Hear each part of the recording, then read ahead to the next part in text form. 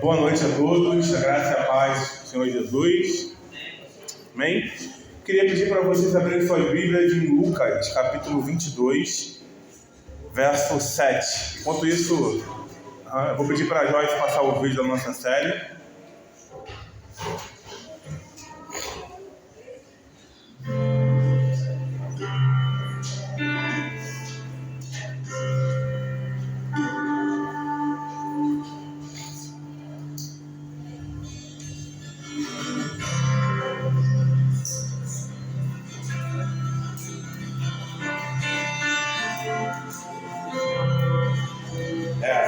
Essa série já foi. Série de abril, né?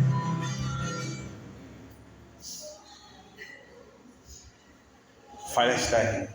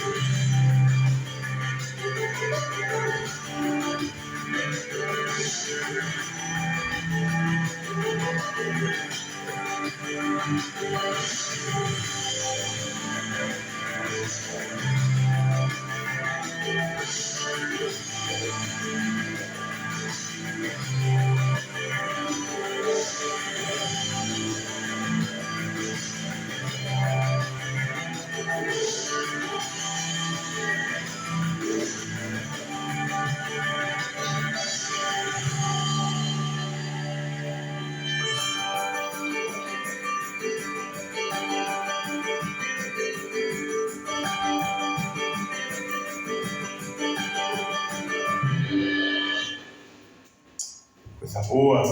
Esse é o vídeo da nossa série de maio.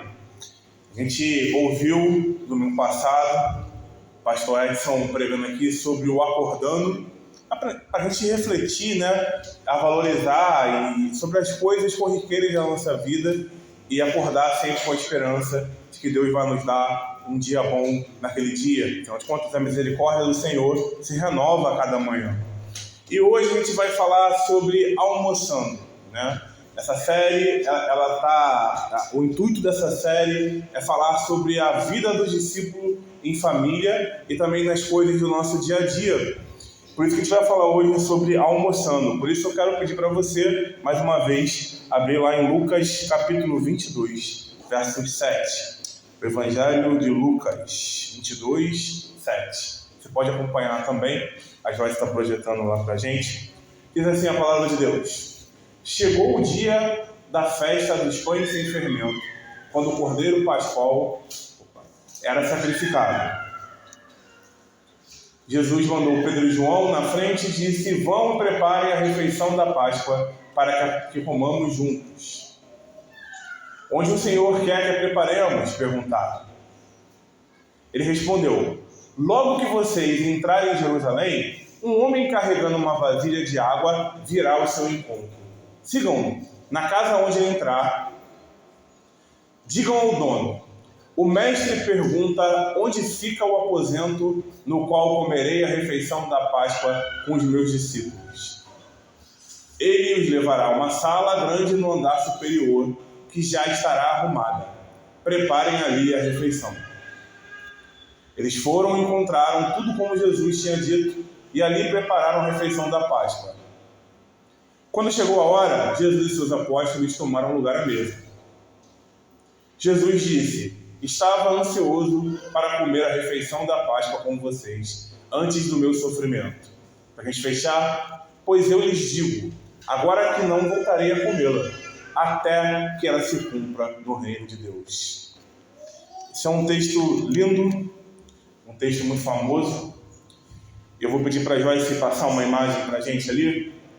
E a gente vai fazer um pequeno quiz aqui agora. Quem já viu esse quadro na vida? Um dos quadros mais famosos de todos os tempos, né? Quem arrisca dizer quem pintou esse quadro? Muito bem.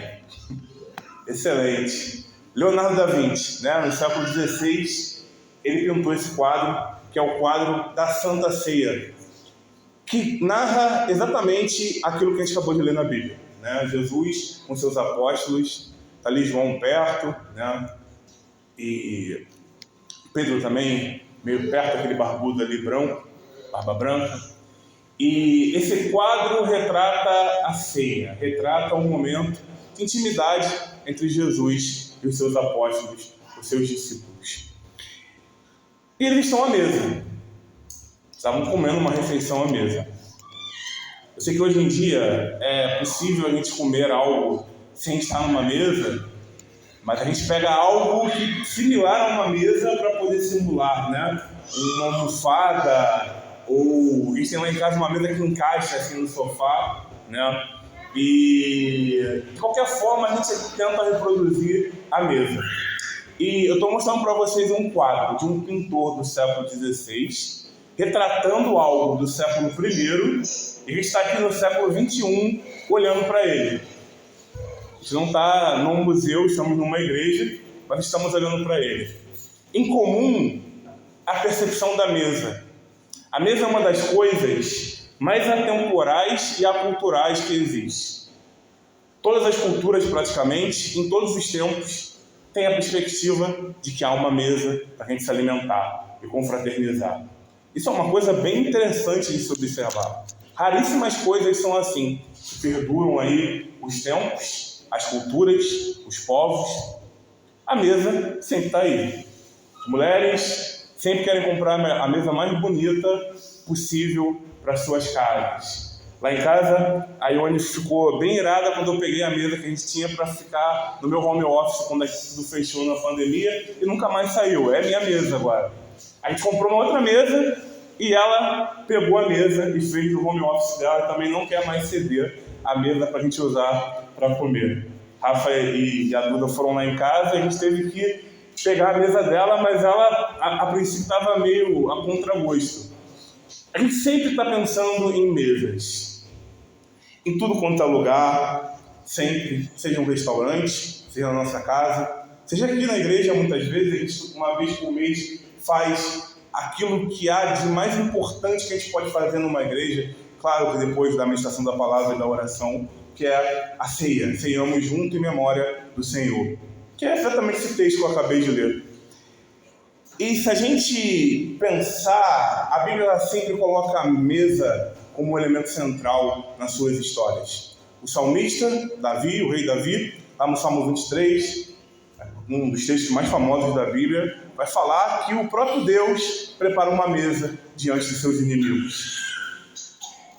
Paulo, o apóstolo Paulo, tem todo um cuidado para orientar os coríntios como eles deveriam usar a mesa do Senhor e também a mesa de confraternização entre eles. Orienta até, né? Come antes de vir para não ficar faminto e acabar comendo todos os elementos da ceia, porque isso é para vocês viverem em comunhão. Sempre a Bíblia coloca a mesa como um papel secundário, mas importante nas narrativas. E se a gente for extrapolar e pensar naquilo que está fora da Bíblia, isso também acontece. Numa mesa, fechamos acordos milionários muitas vezes. Numa mesa, a gente senta com um amigo para topar num Starbucks da vida, num McDonald's, para tomar um milkshake, seja lá o que você quiser fazer, para bater papo, para saber como está a vida. É numa mesa que se discute toda semana a rodada do Campeonato Brasileiro, a mesa redonda, né, famosa aí, que a gente conhece bem. Na mesa, uma das inspirações da cultura pop mais fortes do Rei Arthur, lá da Távola Redonda, né, também se assenta para resolver questões. Sempre tem uma mesa quando a gente está falando de acordo, quando a gente está falando de comunhão, quando a gente está falando de acerto. E a mesa, ela pede um alimento, né? Quem está sentado à mesa e não quer comer alguma coisa, um quitute, uma refeição, um sanduíche, seja lá o que for, a mesa, ela chama comida também, né? A gente se sente faminto de pensar em mesas. Olhando para esse quadro aí, então, que o banquete pintado pelo Davi estava bom, né? Talvez até melhor do que realmente aconteceu. E o texto que a gente acabou de ler fala que o próprio Senhor Jesus estava ansioso para se assentar numa mesa e comer uma refeição com os seus primeiros discípulos. Essa ansiedade, claro, não tem nada a ver com o sentido patológico, no sentido de doença. É uma ansiedade de expectativa. Jesus andava com aqueles homens curando enfermos, expulsando demônios, pregando o evangelho para todos os cantos ali da Judéia, onde fica Israel hoje. Mas o que ele tinha expectativa era que eles parassem, se sentassem, conversassem, ouvissem o que ele tinha para dizer e se alimentassem juntos. É interessante pensar que alguns capítulos depois, lá em Lucas 24, a gente encontra Jesus ressurreto, caminhando com alguns discípulos rumo à cidade de Emaús, o famoso caminho de Emaús, né? Enquanto ele caminhava ali, uma figura quase anônima para eles tristes e indissoláveis, né? Com a alma rachada, com a alma triste, porque o seu Senhor havia morrido. Eles não conseguem reconhecer que aquele homem que estava do lado deles era o próprio Jesus, caminhando com eles. Chega uma hora que entardece, anoitece, e eles convidam esse homem que eles gostaram. Esse cara é gente boa, está caminhando com a gente, batendo um papo legal. Eu vou convidar ele para cear com a gente, para comer com a gente, né? Cear tem esse significado de refeição mesmo, né? De comer. E quando aquele homem então desconhecido senta, pega o pão, parte e dá graças, os discípulos que não reconheciam que o seu Senhor estava ali reconhecem Jesus na hora. Nossa, é o Senhor. E aí, a Bíblia fala que ele desaparece dos olhos deles. Eles reconhecem Jesus sentado a uma mesa, repartindo o pão e dando graças a Deus por aquele alimento. Eles automaticamente lembram do texto que a gente acabou de ler, né? Até porque está no mesmo evangelho, então é a mesma narrativa, uma narrativa sequencial. A gente leu o capítulo 22 e isso acontece no capítulo 24. A mesa, ela é um ponto em comum em todas as culturas, como a gente já falou. Ela é um lugar da gente repartir o que tem, repartir a nós mesmos, da gente se desligar de atenção de todo mundo lá fora ao nosso redor e se concentrar em quem está na mesa conosco, quem está em frente a nós, quem está ao nosso lado, quem está ao nosso redor. Por isso que a gente, quando bolou essa série, pensamos nesse tema, né? O pastor Elton já explicou, esse tema ele é inspirado no livro Liturgia do Ordinário, que os capítulos da autora são esses acontecimentos da nossa vida corriqueira. Inspirado nisso, a gente preferiu falar de almoçando, provavelmente pensando naquele almoço de família de domingo, né? Aquela macarronada com carne assada tradicional ou frango assado. E demos esse título de almoçando porque pensamos numa mesa cheia, com amigos queridos, confraternizando ali. E parando para pensar que Jesus mesmo deixou claro que aqueles homens que seriam seus apóstolos, nossos líderes históricos do cristianismo, eles eram as pessoas mais íntimas dele naquele momento, a gente fez uma analogia clara de que nós precisamos resgatar, primeiro, o valor da mesa e, segundo, se assentar à mesa com as pessoas mais próximas que nós temos. Isso, às vezes, é um desafio, porque talvez você more com seus pais e você não está se dando bem com eles nesse momento.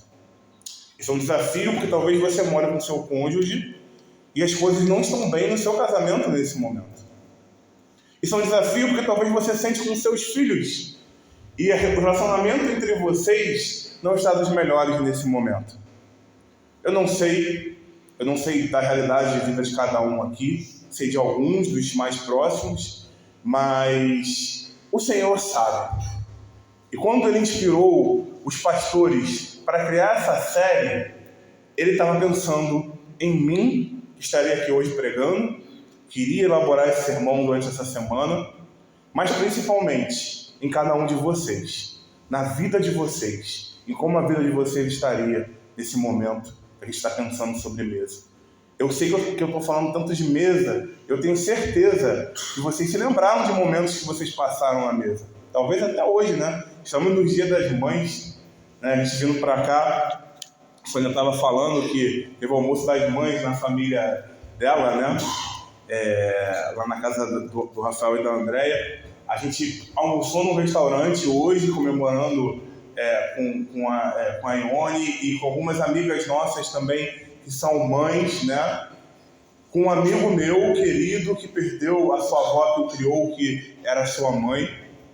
E enquanto a gente almoçava, a mãe da Jéssica, que é a esposa do pastor Marcelo, da Igreja de Maria da Graça, ela me chamou a atenção que tinha uma mesa em frente a nós com 4 lugares, mas só tinha uma senhora.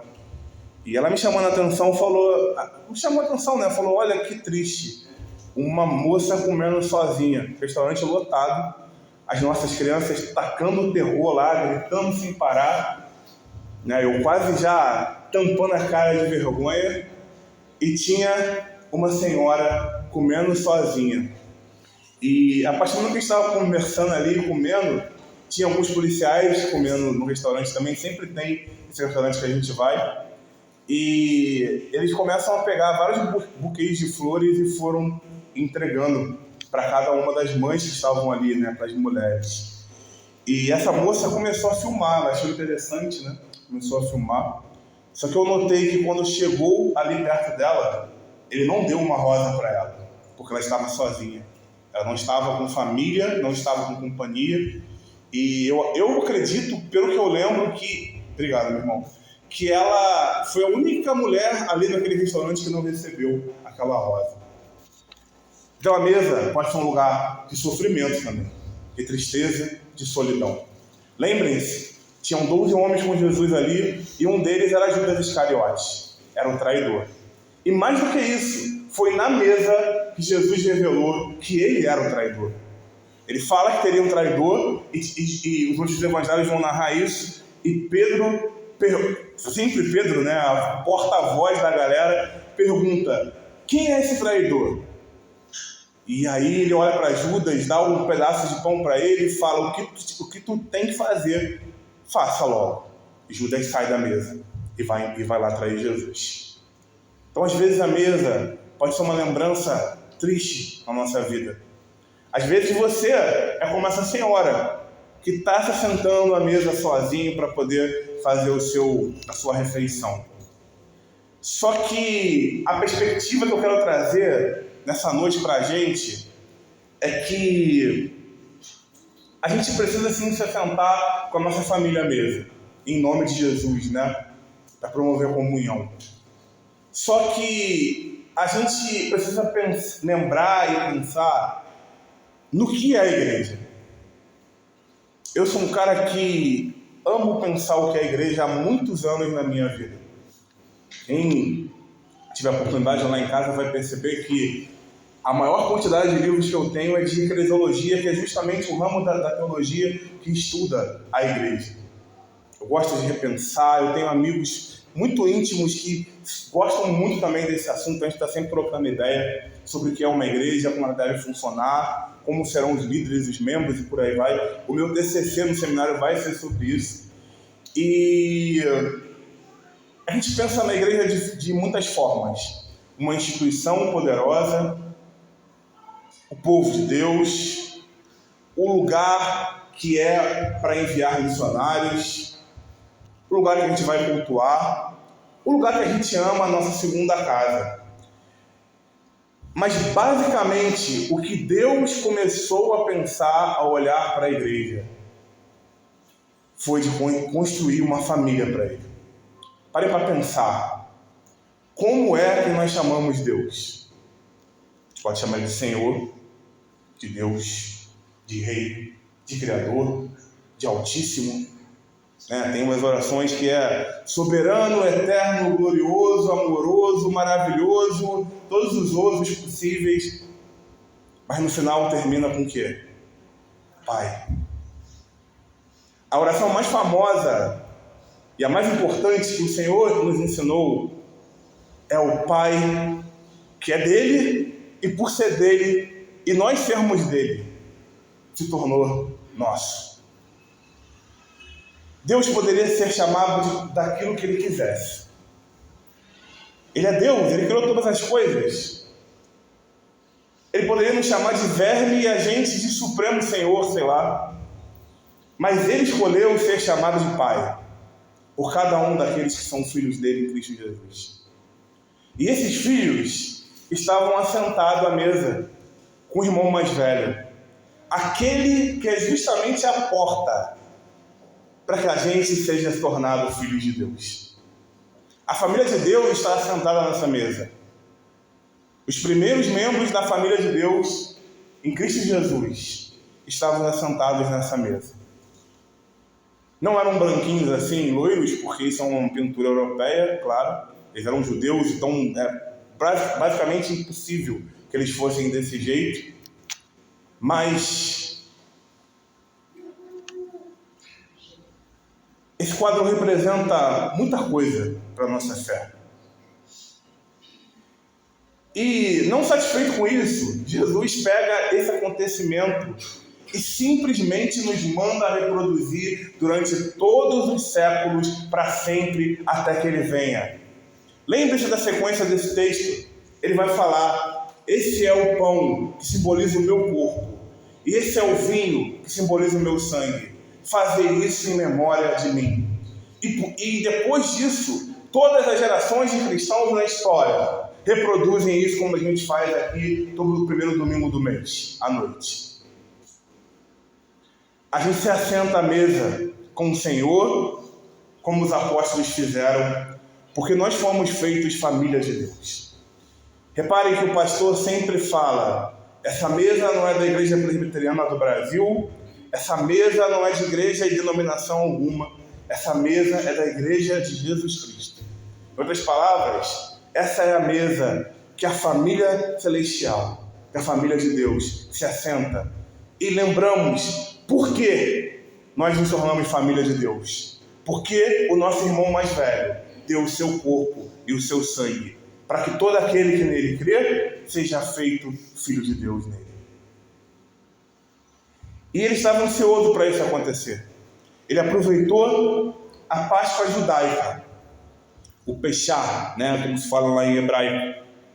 Essa Páscoa era comemorada de forma anual também pelos judeus e lembrava a última praga do Egito, a praga dos primogênitos. Você pode conferir isso lá no Pentateuco, os 5 primeiros livros da Bíblia, principalmente no livro de Êxodo, E essa Páscoa, Deus tinha prometido para eles.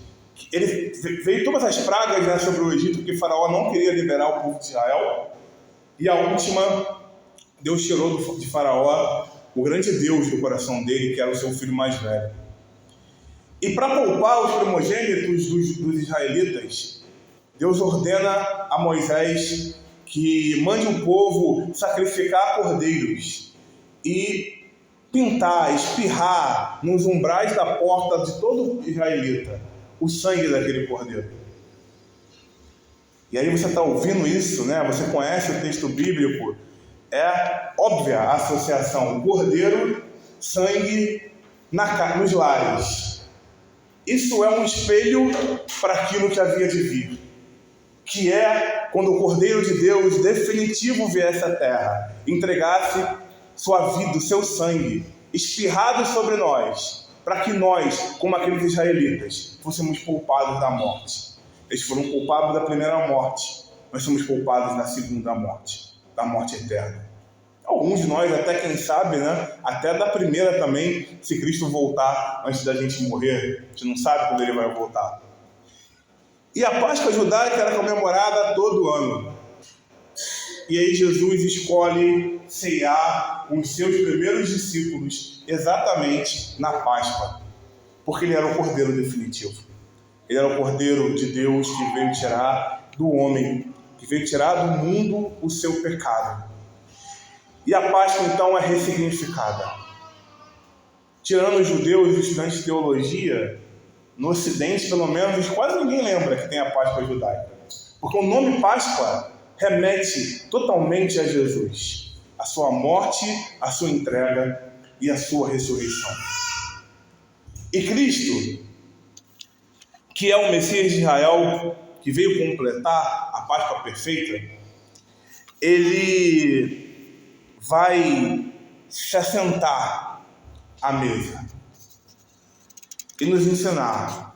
Por mais que a gente pregue o Evangelho e converta milhares, por mais que sejamos uma igreja poderosa, influente no Brasil, né? Hoje em dia tem até pastor presbiteriano no STF, por mais que sejamos uma igreja reconhecida com uma teologia sólida e famosa, por mais que tenhamos exímios pregadores dentro da nossa igreja, todo mês a gente precisa lembrar que nós somos uma família em Cristo Jesus.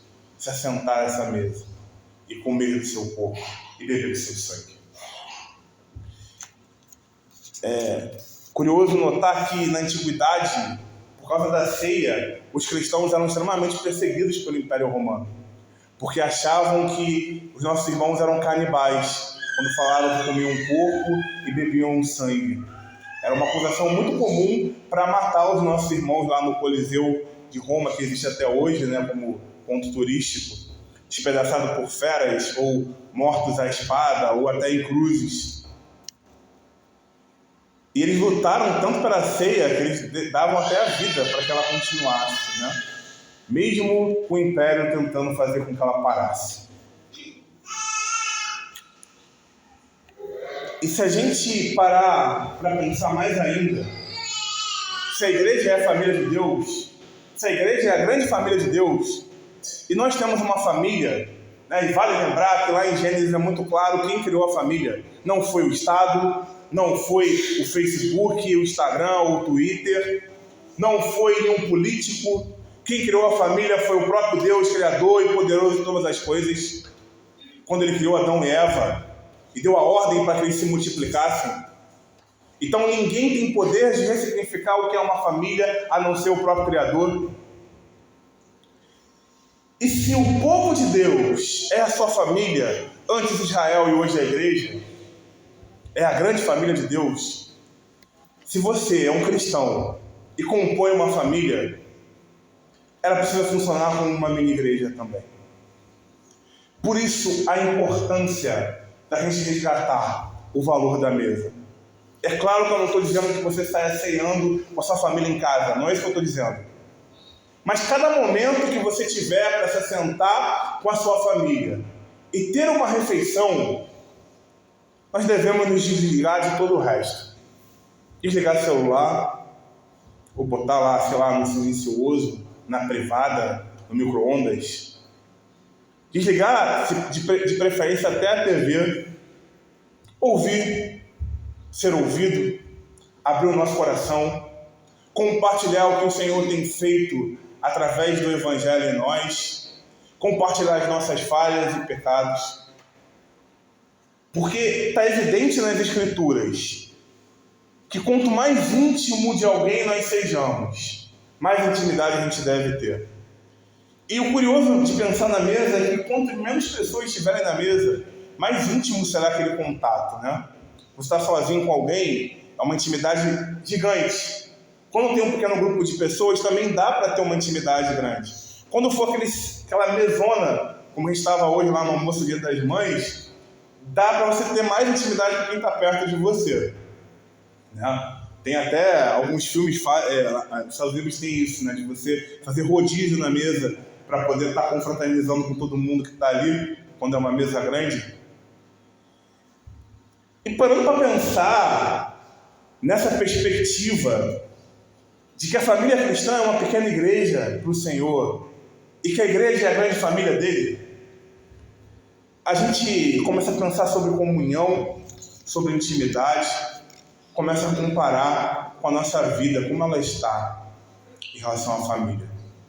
A gente vive num mundo que nos ordena acelerar o tempo todo. Um mundo de muitas vozes que quer nos convencer de muita coisa. Assina esse streaming, pega esse cartão, troca de celular, o tempo todo, né? O Jones e eu, a gente gosta muito de esporte, a gente está assistindo lá o jogo da NBA e tá lá a propaganda da Samsung, né? Que é o que mais aparece. Aí vem Sadia, vem não sei o quê. Você sai na rua, vem alguém da C&A querendo que você faça algum cartão. Vai no shopping, tá tendo festinha na praça de alimentação de não sei o quê, ou música ao vivo, que tá na moda também, que é uma praga muitas vezes, na minha opinião. E um mundo de muitas vozes, um mundo que tenta nos convencer constantemente de muita coisa. E isso não tem como viver naturalmente com a nossa alma quieta num mundo desses. Você pode ser o ser humano mais zen que tem no mundo, mais manso que Moisés, né? Mas só de viver no mundo que a gente vive hoje, a gente fica inquieto. É muito barulho, é muita identidade visual ali na nossa frente para concorrer para onde os nossos olhos vão direcionar. E a mesa acaba sendo um momento de refúgio, de ouvir o nosso Pai, de ouvir a nossa família, principalmente para nós homens que temos como função sermos pastores da nossa casa, pastores da nossa família. E como a gente vai pastorear, ensinar, instruir, se a gente não consegue ouvir a nossa esposa? Os anseios mais profundos da alma dela, os anseios mais profundos dos nossos filhos, dos nossos irmãos, dos nossos amigos. Não tem como. É muito barulho, é muita inquietação. A gente senta e para, às vezes, para estar em família, pensando no boleto que tem que pagar no dia seguinte.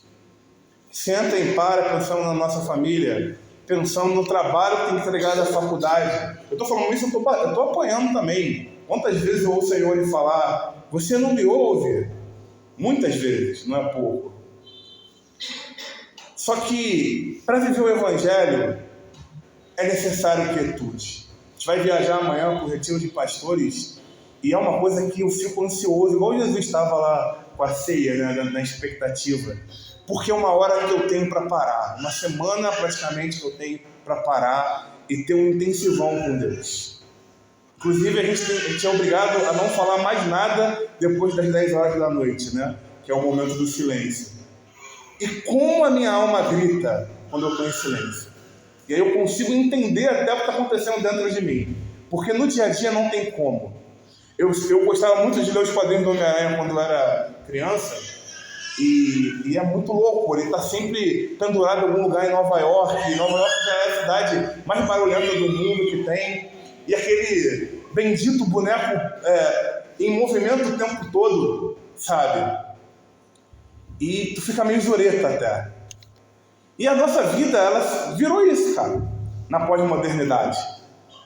A gente está sempre tendo que fazer alguma coisa, sempre tendo que falar alguém no WhatsApp, sempre tendo que assistir alguma coisa, que ler alguma coisa, que fazer alguma coisa. Só que, às vezes, o que o Senhor quer é que a gente se assente à mesa como Maria fez. Eu adoro. E limpe os seus pés com perfume, e seque com pano. Isso aqui eu não posso usar os meus cabelos mais. Mas que tenhamos um tempo com Jesus, olhando para Ele, sentado à mesa, comendo uma refeição. Jesus estava comendo ali, né? E tudo que Ele quer para nós é que a gente tenha intimidade. E a mesa é um grande instrumento para que isso aconteça. As refeições são um grande instrumento para que isso aconteça. O texto bíblico que a gente leu mostra que Jesus foi intencional. Os primeiros versículos que eu li, a gente percebe que ele arquitetou todo um plano, né? Vai ter um cara que tem uma casa, vocês vão, procuram ele, perguntem aonde o mestre vai cear com seus discípulos, né? Muitos teólogos dizem que era a casa da mãe de Marcos, de João Marcos, o autor do segundo evangelho, né? Que na verdade foi o primeiro a ser escrito, primo de Barnabé, que fazia missões com Paulo e Barnabé, lá no início de Atos. E tanto o Evangelho de Marcos até narra um jovem que sai correndo nu, desesperado quando Jesus é preso, né? Que provavelmente era ele. E ali é quando eles finalmente começam a entender para valer o que Jesus ia viver. Quando Jesus dá graças com pão e com vinho, fica tão forte na memória deles que os discípulos de Emaús, que a gente já conversou sobre mais cedo, só o reconhecem quando ele parte o pão. Lá em Mateus 22, 37 a 39, se Jorge puder colocar aí para a gente, para tirar esse quadro do Da Vinci. Mateus 22, 37 até o 39.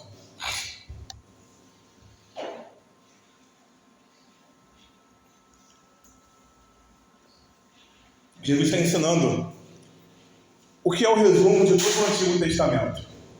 Jesus respondeu: ame o Senhor seu Deus de todo o seu coração, de toda a sua alma e de toda a sua mente. Este é o primeiro e maior mandamento. O segundo é igualmente importante: ame o seu próximo como a si mesmo. Essa frase de Jesus, que resume todo o Antigo Testamento, ela é uma frase muito importante para nós. Acredito que todo cristão tem uma noção disso, né? Que a gente tem que amar a Deus sobre todas as coisas e o nosso próximo como a nós mesmos. E essa é uma direção de Jesus de forma geral. E é só a gente começar a raciocinar nessa frase. Se eu tenho que amar a Deus acima de tudo e eu o próximo como a mim mesmo, qual é o meu próximo mais próximo? Se você é casado, qual é o seu próximo mais próximo? Quem você dorme do lado e acorda do lado? Se for um casamento saudável, né? Porque eu sei que tem umas esquisitices hoje em dia por aí. Mas se for um casamento saudável, você vai acordar e dormir com seu cônjuge do lado. Porque ele é seu próximo mais próximo. Ele é tão próximo que vocês até devem se esbarrar quando dormem. E o Andy sabe do que eu estou falando, velho.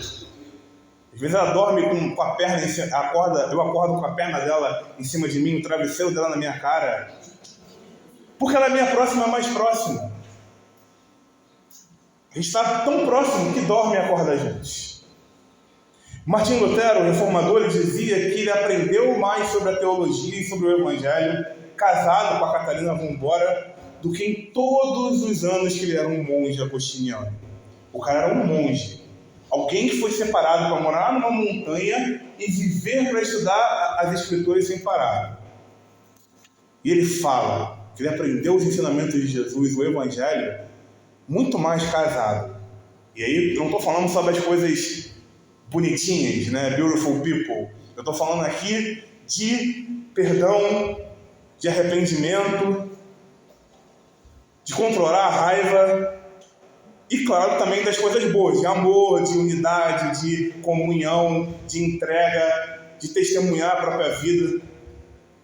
Porque o próximo mais próximo de Lutero não eram os livros. E vocês sabem que eu amo os livros, mas os livros são coisas que nos faz aprender sobre lidar com pessoas. E quando ele casou, ele aplicou tudo que ele viveu estudando. Depois do cônjuge, qual é o próximo mais próximo se você é casado? Aquela criancinha, né, que vai lá perturbar o seu descanso muitas vezes, que quer comer um pedaço daquilo que você está comendo. Se bem que lá em casa a minha esposa é muito pior que a Luísa em relação a isso, né? Mas geralmente não é. Que o seu coração ama tanto que até dói quando vê quão bonitinha é aquela criança dormindo. São os filhos. Depois dos filhos, os amigos mais íntimos. E aí a gente vai, né? Caminhando aí nessa teologia da proximidade. Por isso que a mesa, o lugar que o próprio Senhor escolheu para ter uma comunhão mais íntima com os nossos primeiros irmãos, deve ser um lugar que a gente seja mais próximo ainda dos nossos próximos. E mais próximos ainda do Senhor. Caminhando aqui para a gente concluir, é inevitável que nós nos assentemos à mesa com alguém. A questão é, com quem você tem sentado na mesa? Como você tem feito isso? Com quem você tem se alimentado? Com quem você tem tido as suas refeições? Lembre-se, irmãos, lembrar de novo, né? Que dentre os 12 havia um traidor, havia Judas Iscariotes. E eu nunca vi nas Escrituras Jesus tratar Judas de uma forma diferente com que ele tratou João, que claramente era o mais próximo dele, que ele tratou Pedro, que tratou André, que tratou Felipe, e por aí vai. Jesus sempre tratou Judas da mesma forma que ele tratou os outros. Ele ouviu as mesmas coisas, ele teve o mesmo treinamento, ele era próximo de Jesus, ele era o tesoureiro, né? Pode perguntar ao nosso pastor se tem como ser líder de alguma coisa sem você ser próximo do tesoureiro. Não tem como. O tesoureiro é o cara que breca tudo que você pensa se você não tiver proximidade com ele. E a gente tem o nosso presbítero aí, que é o tesoureiro dos tesoureiros, né? Tesoureiro de tudo, do presbitério. Falta só do Brasil. Mas assim, ele nunca tratou Judas diferente. Ele nunca fez acepção entre Judas e os outros discípulos. Judas que o tratou diferente dos outros. Mas a ansiedade de caminhar de forma mais íntima com esses homens, de amá-los, né, na verdade, sempre foi o que moveu Jesus. E através deles, porque a Bíblia diz que a gente vive debaixo da doutrina dos apóstolos, esse amor chega para mim e para você também. Quando alguém pregou o Evangelho e a nossa surdez, a nossa cegueira espiritual foi rompida, porque o Espírito Santo nos tocou e nos tornou filhos de Deus também. Na mesa também há perdão. Na mesa há restauração. Na mesa há Evangelho. E o Evangelho transforma tudo. Se você quer ter o seu marido transformado, a sua esposa transformada, os seus filhos transformados, os seus amigos transformados, o seu patrão transformado, a única coisa que transforma uma pessoa de verdade é o Evangelho de Jesus Cristo. No mundo tem aquela frase, né, que o filho muda muito as pessoas. E de certa forma, ela é uma meia-verdade, ela não é uma mentira. Realmente, eu conheço muito bicho brabo aí que amansou depois que teve filho. Só que a essência da pessoa está ali ainda. Basta um gatilho para ela voltar a ser quem ela é. Mas com o Evangelho não. O Evangelho transforma o maior perseguidor da história da igreja no maior apóstolo de todos. No homem mais importante que já existiu depois de Jesus Cristo. Isso é muito significativo. Então, se você quer que a sua mesa transforme as pessoas da sua casa, seja transformado pelo Evangelho, dedica tudo de você nisso. E se transformando pelo Evangelho é muito mais do que frequentar uma igreja, do que saber hinos de cor, do que saber lá a musiquinha que as professoras cantam com as crianças lá dos livros da Bíblia. Se transformado pelo Evangelho é Cristo vivendo em nós. É a gente ser como Ele e dedicar a nossa vida e todos os nossos recursos para ser como Ele.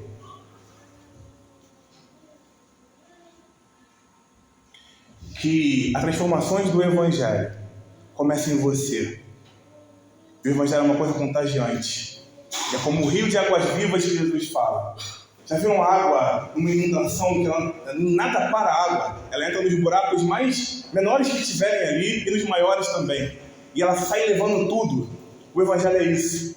Quando a gente está transbordando do Evangelho, é impossível que a nossa família não seja alcançada. E é impossível que os vizinhos próximos, os amigos, não sejam alcançados. Que a nossa igreja não seja alcançada. Todos os avivamentos na história começaram com um cristão buscando a Deus incessantemente, contagiando o outro a fazer isso, contagiando o outro a fazer isso, contagiando o outro a fazer isso, até alcançar cidades, reinos inteiros. Eu quero deixar um desafio para você.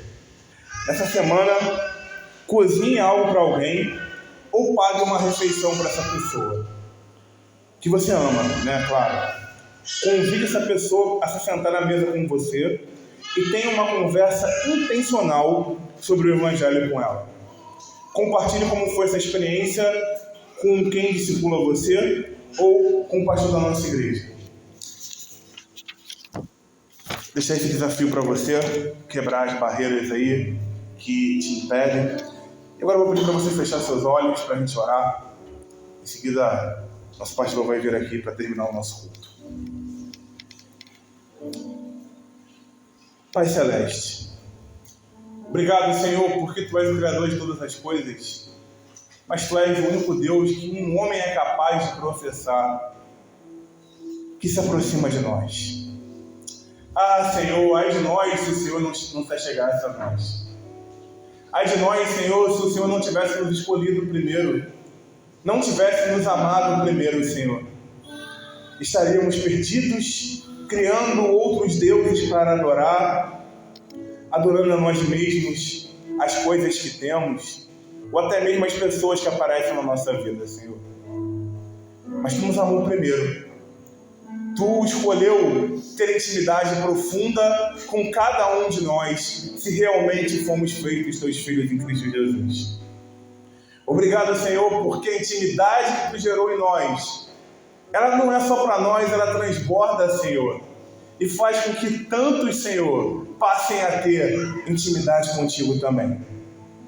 Obrigado, Senhor, porque Tu se assenta à mesa conosco, sempre que ceiamos juntos aqui nessa igreja, Senhor. Obrigado, Senhor, porque Tu se assenta à mesa conosco, sempre que 2 ou mais discípulos Teus estão reunidos em Teu nome, e há uma oração que clama para a Tua presença, Senhor. Obrigado, Senhor, porque mesmo que a gente tentasse se esconder, é impossível desviar o Teu olhar para nós. Obrigado, porque Tu és o Deus que se torna íntimo do homem e da mulher e nos chama para proclamar esse Deus, para que outros homens e mulheres também sejam íntimos Teus, Senhor. Ah, Senhor, cuida da nossa alma, a nossa alma conturbada, a nossa alma muitas vezes ferida, a nossa alma muitas vezes doente, Senhor. Porque o Teu toque cura todas as coisas. O Teu Evangelho, Senhor Jesus, transforma tudo que está morto em algo vivo, Senhor. Por isso eu te peço nessa noite, traz vida a famílias, Senhor. Traz vida a comunhão em famílias, Senhor. Restaura a mesa dos lares aqui representados, ó Deus Santo. Para que a gente possa voltar a se assentar, olhar nos olhos uns dos outros e compartilhar entre nós o que o Senhor tem feito em nossas vidas, Senhor. Aumenta, Senhor, os membros da nossa mesa, para que no grande dia do Senhor, Tu, ó Deus Santo, bata a porta e te deixe entrar, e o Senhor ceie conosco, Pai, nas bodas do Cordeiro, Senhor, na mesa eterna, na alegria eterna, que é te ter como Rei e Salvador, Pai, como Rei eterno, Senhor. Que na Nova Jerusalém, o nosso destino, Senhor, aonde o próprio Deus será a luz daquela cidade, a gente possa se assentar contigo várias vezes e ceiar contigo, Pai. E que isso comece aqui, Senhor, nessa terra, nessa vida, Pai. Cuida de nós, Senhor, que a gente corra para o Teu Evangelho, porque o Teu Evangelho é mais poderoso que qualquer homem. O Teu Evangelho é mais poderoso que qualquer pecado. O Teu Evangelho é aquilo que realmente transforma e muda a nossa realidade. Restaura a nossa comunhão contigo. Restaura a nossa comunhão uns com os outros. Restaura a nossa mesa e as nossas refeições, Senhor. No Teu santo nome, o doce e amoroso nome de Jesus. Amém.